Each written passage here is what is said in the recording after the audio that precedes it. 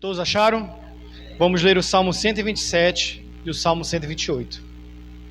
Diz assim: se o Senhor não edificar a casa, em vão trabalham os que edificam. Se o Senhor não guardar a cidade, em vão vigia a sentinela. Inútil vos será levantar de madrugada, repousar tarde, comer o pão que penosamente granjeaste. Aos seus amados ele dá enquanto dormem. Herança do Senhor são os filhos, o fruto do ventre, seu galardão. Como flechas na mão do guerreiro, assim os filhos são na mocidade. Feliz o homem que enche deles a sua aljava. Não será envergonhado quando pleitear com os inimigos à porta. Agora o Salmo 128. Bem-aventurado aquele que teme ao Senhor e anda nos seus caminhos. Do trabalho de tuas mãos comerás feliz, será e de tudo irá bem. Tua esposa, no interior de sua casa, será como a videira frutífera. Teus filhos, como rebentos de oliveira, à roda da tua mesa. Eis como será abençoado o homem que teme ao Senhor. O Senhor te abençoe desde Sião, para que veja a prosperidade de Jerusalém, durante os dias da tua vida, e veja os filhos de teus filhos e a paz sobre Israel. Amém? Vamos orar nesse momento. Maravilhoso Deus, Todo-Poderoso, venho diante da tua presença, Pai, pedir a ti que o Senhor, somente tu, Senhor, que é o Deus da família, possa falar aos nossos corações. Senhor, restaura a nossa casa, restaura a nossa família, restaura casamentos, restaura cada homem, cada mulher, restaura, Senhor Deus, os nossos filhos, restaura, Deus, a nossa casa e a nossa família. Santo Deus, dependemos de ti. E a tua palavra agora, Deus, de forma poderosa, fale aos nossos corações. Senhor, não traz uma mensagem confortável, mas uma mensagem, Deus, que nos levante, que nos dê ânimo, que o avivamento de Deus venha, não só sobre nós, mas também sobre nossa família, Deus. Pai Santo, Deus da família, que esta igreja te reverencie e tu, Senhor, receba a glória para si. No nome santo de Jesus. Amém. E amém. Pode sentar, irmãos.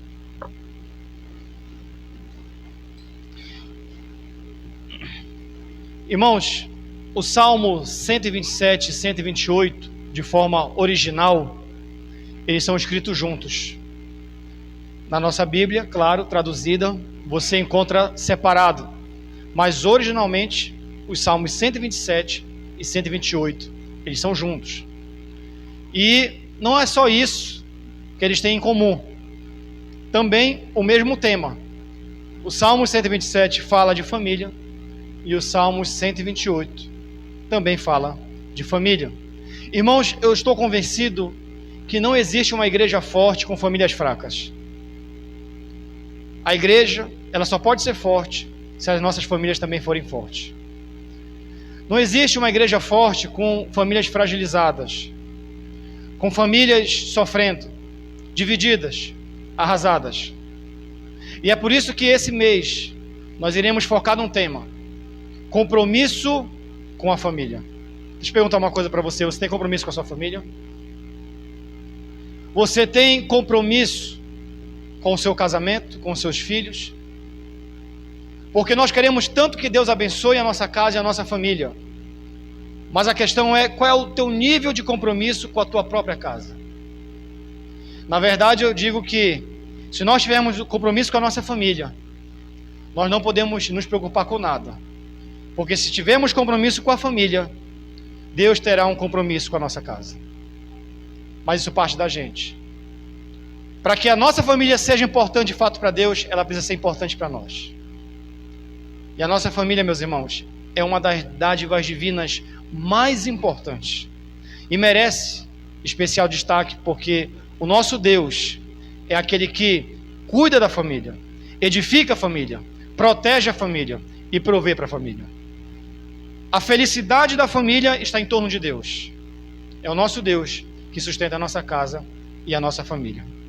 Diante disso, eu queria trazer como tema uma família feliz e abençoada por Deus. Quem quer ser abençoado e ser feliz na sua casa, diga amém. Você quer, eu também quero. É o nosso desejo. Uma casa feliz, uma casa abençoada.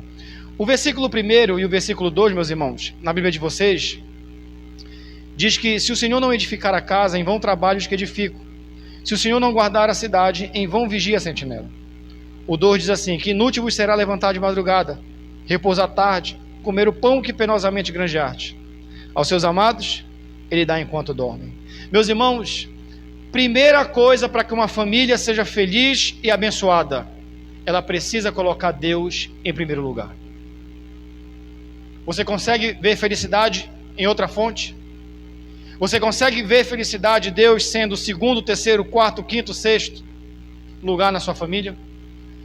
O primeiro passo para que uma família seja abençoada e feliz é que Deus esteja em primeiro lugar. Na verdade, Deus é o manual de instrução para que uma família seja feliz. É Deus que traz o funcionamento perfeito de uma família. Quando você tira Deus do centro de uma casa, ela se desgoverna, ela se atrapalha. As engrenagens começam a bater uma na outra. As coisas começam a dar errado. Por quê? Porque é Deus o termômetro da família. Ele é o edificador da família. Ele que constrói, sustenta, provê e protege. É o próprio Deus. Sem Ele, as nossas casas e as nossas famílias ficarão desgovernadas. Aqui diz que em vão edifico a sua casa. Casa significa família. Ele está dizendo que é inútil qualquer esforço humano para trazer felicidade para a nossa casa. É inútil. Nós não conseguiremos ser felizes com os nossos esforços e colocando Deus para escanteio. Não adianta você acordar de madrugada para buscar a Deus, buscar as suas coisas e esquecer de Deus. Não adianta você comer o pão penosamente que granjeaste se você esqueceu de Deus. Então todos os meios que nós tentarmos para sermos felizes sem Deus vão fracassar. Todo o esforço, ainda que você seja muito esforçado, o fracasso é certo. Porque a família só funciona se Deus estiver no centro. Quem está entendendo, diga amém. Todos os meios são fracassados sem Deus. Deixa eu dizer uma coisa para vocês. Deus não é uma opção de felicidade. Deus é a única opção de felicidade. Deus é o único que pode transformar a tua casa, a tua família, teu casamento e os teus filhos. É o único caminho que nós temos. É o único meio. Nós não temos outros caminhos. Pastor, o senhor está dizendo que se Deus não estiver na minha casa, teremos uma família infeliz? Sim, é isso que estou falando. O senhor está dizendo que sem Deus eu não vou conseguir ser feliz? Não, não vai conseguir. Porque Ele é o centro da felicidade de toda a casa. Sem Ele, a infelicidade bate na nossa porta. Meus irmãos, no versículo 2 diz assim: em vão edificam, inútil levantar de madrugada. Olha só o que o texto diz. Eu não quero Deus, eu vou tentar com os meus esforços. E eu vou dar todo o meu máximo para ser feliz. Ao ponto de não dormir de madrugada e levantar antes que o sol apareça para buscar a felicidade. E Deus está falando assim que se você fazer todo esse esforço, levantando de madrugada, acordando cedo, buscando felicidade, você não vai conseguir. É inútil. É inútil. Você vai se sobrecarregar. Você vai sofrer.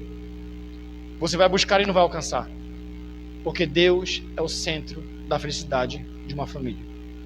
Agora, o que Deus faz com uma família que teme a Ele, que tem Ele em primeiro lugar? O texto diz assim, que enquanto aqueles que buscam inutilmente de madrugada, em vão edificam, não vão conseguir. Por outro lado, uma família cheia de Deus, Ele diz assim, aos seus amados Ele dá enquanto dormem. Meus irmãos, olhe esse contraste. Enquanto uma família sem Deus corre de forma desgovernada atrás de felicidade, buscando várias fontes, e Deus está falando assim, é inútil fazer isso. Aquelas famílias que são cheias de Deus, que têm Deus em primeiro lugar, enquanto estão dormindo, Deus está abençoando. Enquanto estão descansando, os braços cruzados, com os corpos repousados, Deus está abençoando. Enquanto uma corre desesperada, e Deus fala assim, é inútil correr, Ele olha para aquela outra família que tem Deus em primeiro lugar, enquanto vocês dormem, eu estou abençoando vocês. Vale muito a pena ter Deus em primeiro lugar. Uma família feliz sabe que o único caminho para a felicidade é Deus. Qualquer outro caminho que você tentar é inútil. Pare de buscar em poças de água. Deus é uma fonte que jorra de forma inesgotável. E a felicidade está no nosso próprio Deus. Amém, irmãos? Segunda coisa. Verso 13 e verso 5. Herança do Senhor são os filhos, o fruto do ventre é seu galardão, como flechas na mão do guerreiro. Assim são os filhos na mocidade. Feliz o homem que enche deles a sua aljava, não será envergonhado quando pleitear com os inimigos à porta. Irmãos, olhe isso. Uma família é feliz quando tem Deus em primeiro lugar, e uma família é feliz quando entende os planos de Deus para os filhos. O que você tem pensado para o seu filho? O que seu filho tem recebido de você? Porque quando nós falamos de família, os filhos também entram. Não é apenas o casamento, mas aqueles que vêm após o casamento, que são os nossos filhos. Herança, meus irmãos, está dizendo aqui que os filhos são o quê? Herança do Senhor. E herança é fácil de identificar. Se eu receber uma herança do meu pai, é algo que não é meu. Ele está entregando para mim, para eu poder cuidar. Herança não é algo que eu consegui, é algo que eu recebi. E quando nós tratamos de filhos, Deus está falando para nós que, ainda que você cuide dos seus filhos, ainda que sejam gerados através de vocês, mas o dono deles é o próprio Deus. Quando você recebe uma bênção, os filhos, que ele chama de galardão, os frutos do ventre são galardão, é um prêmio, é um presente de Deus. E esses filhos, vocês têm que cuidar de uma certa forma, pensando e tendo a certeza que esses filhos não são seus. Eles são de quem? São de Deus. Então você não cuida de um filho como se fosse uma propriedade sua. Você cuida de um filho como se fosse devolvê-lo para Deus em breve. Deus, eu cuidei da tua herança. Aquilo que tu me entregaste, agora eu estou te devolvendo. Porque tu é o dono dos nossos filhos. Meus irmãos, você olha, por exemplo, Lucas 15, o filho pródigo, que recebeu uma herança do pai. E o que ele fez? Desperdiçou. Recebeu de graça do pai e entregou de graça para o mundo. Se frustrou totalmente. Muitas pessoas fazem isso. Recebem uma herança de Deus, um presente de Deus, mas desperdiçam. E por que as pessoas desperdiçam isso? Porque não entendem os planos dos filhos como vontade de Deus. Você olha no texto, no verso 4, ele diz assim: como flechas na mão do guerreiro são os filhos. Meus irmãos, você gerou filhos para quê?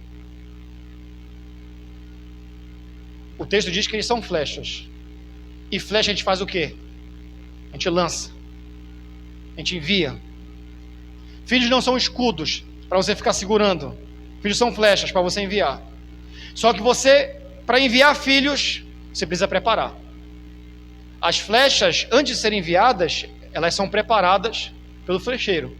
Amém?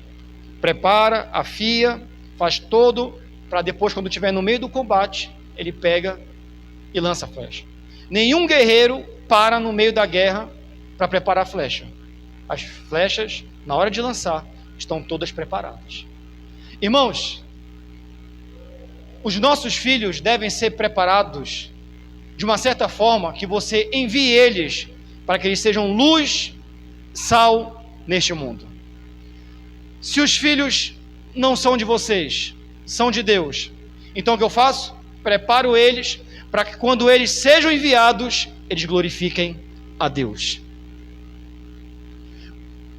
Toda vez que você pega um filho, não admoesta ele, não prepara ele, não cuida dele, e você envia assim, de qualquer jeito, sem rumo, sem doutrina, sem cuidado, sem admoestação, eles vão para o mundo. São flechas desperdiçadas, flechas lançadas no vácuo. E nós não podemos desperdiçar flechas, que são os nossos filhos. Eles precisam ser cuidados e enviados para que sejam glória para Deus. Eu e você não geramos filhos para o mundo. Nós geramos filhos para a glória de Deus. E você precisa saber da sua responsabilidade de prepará-los. Eu me lembro de uma situação, de um casamento que nós participamos, fomos padrinhos, né? Eu já falei para vocês que nós estamos aposentados para padrinhos de casamento. A igreja já sabe, né? Nós temos uma inhaca para casamento. Todo casamento que a gente é padrinho, separa. Então já falo para você, vai casar, não me chame. Eu caso, mas não sou padrinho. Nós estamos aposentados, eu e aquela dona Marlise ali, certo? E a gente foi padrinho desse casamento, e eu me lembro que nós participamos da cerimônia, tudo certo, tudo ok. E me lembro que eles entraram na primeira crise, e aí ela procurou a gente, começou a conversar com a gente, e aí eu falei, qual é o problema? É adultério? Não. Porque ele é viciado? Não. Ele voltou para o mundo? Não. Não tem nada, nenhum problema. Qual é o problema dele, irmão? É que ele é muito mamãezado. Muito mamãezado. Não entendeu ainda o que é casamento. Sabe? Ele senta no colo da mãe. 45 anos de idade. Quase 50. E a mãe é o meu filho. E tem ciúme da mãe. E não conseguia dar atenção para a esposa, porque cuidava mais da mãe do que da esposa. Não que seja errado cuidar da mãe. Só que eu estou falando para você que quando você casa, a sua carne é a sua esposa. E sabe como foi isso? Sabe como nós descobrimos isso? Porque ela não preparou o filho para casar. O filho ficou mamãezado. E na primeira experiência de casamento, o que aconteceu? Divórcio. Porque a mulher não aguentou. A ligação que ele tinha, não digo uma ligação forte, porque nós temos ligação forte com os nossos pais. Eu tenho com meu pai, tenho com a minha mãe, você também tem. Mas exagerada, fora da curva, sem noção. Os nossos pais devem ser honrados. Amém? E eu vou falar disso mais um pouco, mais na frente. Mas, se você não preparar os seus filhos, eles não vão ser flechas, vão ser escudos, vão ficar para você. E ele não vai conseguir desprender de você. Ele não vai conseguir casar. Não vai conseguir formar uma outra família. Não vai conseguir seguir em frente. Porque você está prendendo ele como escudo. Quem está entendendo, diga amém. Então, meus irmãos, uma família feliz sabe que os filhos são bênçãos de Deus. Entretanto, você precisa prepará-los eles para que eles sejam enviados para a glória de Deus. Terceira coisa, já no Salmo 128. Quem está ligado aí? Salmo 128. Diz assim, verso de 1 ao 4. Bem-aventurado aquele que teme ao Senhor e anda nos seus caminhos. Do trabalho das tuas mãos comerás. Feliz serás e tudo te irá bem. Tua esposa, no interior da tua casa, será como a videira frutífera. Teus filhos, como rebentos de oliveira. A roda da tua mesa.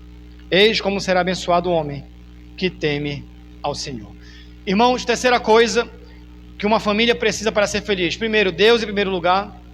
Segundo, entender os propósitos dos filhos. E terceiro, temor de Deus. Você sabe o que é temor? Antes de falar o que é temor, eu vou falar para vocês o que não é temor. Temor não é temor aquele que não serve. Não serve. Esse não tem temor nenhum. Esse não quer saber de Deus. Esse é um rebelde. Agora tem aqueles que acham que temor é servir a Deus apenas pela frente. Esse é um temor falso. Existem aquelas pessoas que servem a Deus apenas pelas costas, escondidos, nos bastidores. Tem medo de mostrar quem é. Esse temor que se esconde não é verdadeiro. Temor verdadeiramente é quando você serve a Deus em todas as circunstâncias. Todas, exatamente todas. Temer a Deus, meus irmãos, é não traí-lo. Temer a Deus é obedecê-lo, não abandoná-lo, não negociar os seus princípios, independente da sua situação e da circunstância que você está passando. Você não negocia de forma alguma o teu amor por Deus. Eu digo isso, meus irmãos, porque algumas pessoas falam que servem a Deus até o dinheiro acabar. Quando acaba, o temor acaba junto. Tem gente que serve a Deus e diz: eu tenho temor a Deus, até a geladeira ficar vazia. Quando esvazia, acabou. Ele diz que teme a Deus até ele receber uma proposta de emprego que ele vai se desviar. Aí o temor acaba, ele acaba servindo o diabo. O nosso temor, independente de propostas, independente de circunstâncias, independente da situação, independente do ambiente, é ele que vai nos manter de pé e fiéis a Deus. E uma família que tem temor a Deus, que não negocia os seus princípios, não pode ser derrubada. Não pode. Meus irmãos, algumas famílias querem ser felizes, mas deixa o diabo entrar na sua casa. Algumas famílias dizem que temem a Deus, mas o diabo entra e sai de alguns lares, negociando princípios, fazendo coisas erradas. Tudo isso que você faz é laço de Satanás, que entra na sua casa e sai a todo momento. Deixa eu dizer uma coisa para vocês: o diabo não é dono da sua casa. O dono da sua casa é o próprio Deus. E você é que define se o diabo vai entrar ou não na tua casa. E você sabe o que é o temor? É ele que fecha a porta na cara de Satanás. É o temor a Deus. Aqui não.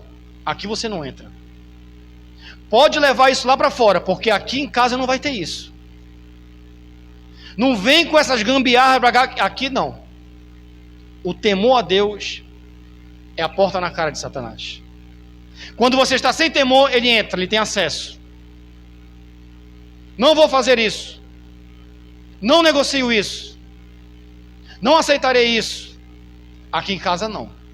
Essa casa tem um dono, e o dono dela é o próprio Deus. Não aceite o diabo pisar na tua casa. Não aceite. E o que vai fazer isso é o teu temor. E o temor, meus irmãos, traz felicidade e algumas bênçãos. Veja comigo, versículo 2, diz assim: do trabalho da tua mão comerás e será feliz. Meus irmãos, uma família feliz e abençoada come o pão da paz. Quantos de nós comemos em paz? Não é bom comer em paz? Não é bom você trazer uma comida, colocar na sua mesa em paz? Tem famílias comendo pão da corrupção, irmãos. Tem famílias que enchem a barriga, mas a consciência está pesada. Porque esse pão que estou botando aqui é de corrupção. É de trambique. E Deus está falando que quando você tem temor, a comida que você está botando na sua casa é abençoada por Deus, porque vem de Deus.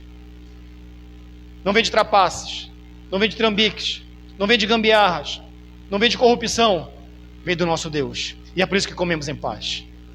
Isso é uma família feliz. Segunda coisa, meus irmãos, a tua esposa será uma videira frutífera. Irmãos, o agricultor, quando ele produzia a videira, crescia, é uma felicidade enorme. Uma videira frutífera, cheia de frutos. Agora, era uma tristeza quando ela não dava nada. Era um trabalho em vão. Ali chegava, produzia, deixava crescer, chegava, era infrutífero, não dava frutos. Isso era uma tristeza. E quando nós temos paz com Deus, quando nós servimos a Deus, quando nós temos temor a Deus, a mesma alegria que um agricultor tem quando ele olha uma videira e ela começa a frutificar, essa alegria, essa paz entra dentro da nossa casa. E quando se trata de mulher, que ele está falando aqui, a tua mulher será uma fruteira frutífera, uma videira frutífera. Ele está dizendo que essa alegria que o agricultor tem, a tua mulher vai ter, o teu marido vai ter, o casamento de vocês será feliz. Aonde há temor de Deus, há alegria. Aonde há temor de Deus, há prazer. Aonde há temor de Deus, há fartura de alegria. Às vezes, algumas situações dentro da nossa casa, da nossa família, elas podem ser resolvidas com temor. Se você tiver temor, a alegria vai pousar na tua casa. Se você tiver temor, haverá fartura de alegria na tua casa. Haverá paz, felicidade. Mas se você tiver temor. Eu me lembro que eu e a minha esposa, eu ainda não contei isso daqui, mas é oportuno contar. Ela está aqui e tenho certeza que ela não vai se incomodar com isso que estou falando. Eu me lembro que quando eu me converti, há alguns anos atrás, logo após a minha conversão, eu tive alguns problemas sérios com adultério, ainda crente. E eu me lembro que eu não conseguia me libertar disso. E um certo dia, eu me lembro, entrando em casa, somente eu já falei isso para ela, e eu vendo meus filhos vindo me abraçar, e quando eles me abraçam, Deus fala assim comigo: você está destruindo a família que eu te dei. A partir daquilo, os meus olhos se abriram, o meu coração se quebrantou, a minha mente saiu das trevas, e Ele falou assim comigo: o que você precisa é ter uma aliança comigo. Você tem uma aliança com a sua esposa, mas você precisa ter uma aliança comigo. E quando você tiver uma aliança comigo, você nunca mais vai cair onde você está caindo. E quando eu resolvi toda essa minha vida, cheguei com ela a pedir perdão, resolvi a minha vida com ela, e depois eu fiz um voto com Deus. Eu falei: Deus, se isso acontecer de novo comigo, me mata e me leva, para que ela possa casar com o homem de Deus. E quando Deus ratificou aquele voto, eu estou debaixo desse voto até hoje. E quando eu fiz esse voto com Deus, quando eu botei a minha aliança com Deus, maior do que tudo, maior do que ela, maior que o meu casamento, maior que meus filhos, maior que a minha vida, a felicidade foi plena dentro de casa. Há 8 anos que eu estou liberto disso. Mas sabe quando eu resolvi isso? Quando eu ajustei minhas contas com Deus. Quando o meu temor foi colocado no meu coração. E eu fui liberto dessa desgraça, no nome santo de Jesus. Amém, irmãos? Terceira coisa: teus filhos são como rebentos de oliveira, à roda da tua mesa. Irmãos, a árvore velha, ela começa já a envelhecer e começa a parar de dar frutos, e só que ela cria ao redor dela alguns brotos. Eu não sei se você já percebeu isso. A árvore vai crescendo, vai ficando velha, e na mesma raiz ela vai criando brotos, e esses brotos vão crescendo novamente, formando novas árvores. O que a árvore velha não produz mais, as novas que vão crescendo vão começar a produzir. Ele faz essa analogia com os brotos, como a família crescendo, os pais crescendo, e os brotos são os filhos. Ele diz assim que os teus filhos serão como rebentos de oliveira à roda da tua mesa. Meus irmãos, quando nós tememos a Deus, a maior felicidade para os pais é quando os filhos continuam aquilo que a gente deixou. É quando os filhos começam a ser brotos de um mesmo fruto que nós estamos frutificando, numa mesma raiz. É muito bom ver os nossos filhos seguindo aquilo que a gente acredita. Quer tirar a paz de um pai? É ver um filho longe de Deus. É ver uma filha longe de Deus. É ver eles indo por outro caminho daquilo que a gente ensinou, indo procurar uma outra raiz daquilo que nós temos. É a pior coisa para os pais. E Deus está falando nessa noite para nós, que se você tiver temor, A tua família vai ser tão feliz, o teu casamento vai ser tão feliz. Os frutos que estão sendo gerados na tua família vão dar continuidade através dos filhos. E os filhos de vocês serão como brotos de oliveira. E os frutos que vocês dão, eles também darão numa mesma raiz, que é a palavra do Senhor. Que alegria é essa para uma família? Ver os filhos no caminho do Senhor. Ele termina dizendo assim, no verso 4, eis como será abençoado o homem que o quê? Que teme ao Senhor. Eis como será abençoado o homem que acorda de madrugada para ir atrás. Não. Eis como será abençoado aquele que quer resolver a sua vida sozinho. Não. Eis como será abençoado aquele homem que está longe de Deus. Não. Eis como será abençoado aquele homem que teme ao Senhor. E para encorpar mais ainda, Salmo 33:12 diz: bem-aventurado é a nação cujo Deus é o Senhor. Louvado seja o nome do nosso Deus. Ele é o Deus da felicidade e da alegria das nossas famílias. É Ele. E para encerrar, irmãos, versos 5 e 6, rapidinho. Diz assim: o Senhor te abençoe desde Sião, para que veja a prosperidade de Jerusalém durante os dias da tua vida. E tu veja os filhos dos teus filhos, e a paz sobre Israel. Irmãos, quero só pegar esse trecho, e você veja os filhos dos teus filhos. Eu quero pedir licença aqui para o irmão Eliomar, que ele está vendo já a terceira geração, não é isso? Não é isso, meu irmão? Quase a quarta. Em breve vai ver, em nome de Jesus. Traz alegria para o coração, irmão? Muita alegria. Como é bom ver a nossa geração encaminhando, não é isso? Sabe o que Deus fala para a nossa família? Que se você temer ao Senhor, a tua família será tão abençoada e você será tão feliz, que a bênção que vinha, não só para o teu casamento, não só para os teus filhos, mas ela se estenderá para os teus netos, bisnetos, tataranetos, a tua geração, não apenas filhos, não apenas o teu casamento, mas a tua geração será abençoada. E eu quero tirar um exemplo para vocês hoje. Rápido. A minha família veio tudo do espiritismo. Os meus bisavós, os meus avós, a minha avó ainda vive, ainda é do espiritismo. Os meus pais acabaram indo para um outro caminho. A minha mãe abraçou todas as religiões. Ela diz que qualquer religião é Deus. Você leva ela para qualquer lugar, ela adota a religião. O meu pai já é diferente, não é nenhuma religião. Totalmente fora do eixo. A descendência da minha família vinha sempre com essa maldição, longe de Deus, buscando outras fontes. Mas Deus, pela sua infinita misericórdia, quebra essa maldição com a minha vida. E através da minha conversão, através do meu casamento, agora aquela maldição que se iria estender por toda a minha geração, quebrando comigo, agora os meus filhos, dando uma nova vida, serão abençoados. E a nova geração que irá de vir, que antes vinha de maldição, mas agora a minha geração será de bênção para a glória de Deus. Por causa do divisor de águas em mim, na minha vida ele quebra, e a partir dali, a minha geração será abençoada. Meus irmãos, você deve estar pensando: eu quero isso para a minha vida, eu quero isso para a minha família. Independente de onde você vem, você pode ser o divisor de água da tua geração. É através de você que Deus vai abençoar a geração da tua família. Você não pode mudar o passado, mas você hoje pode ser um divisor de águas para que o futuro da tua família seja abençoado. E qual é o segredo? Temer ao Senhor. Fique de pé nessa noite.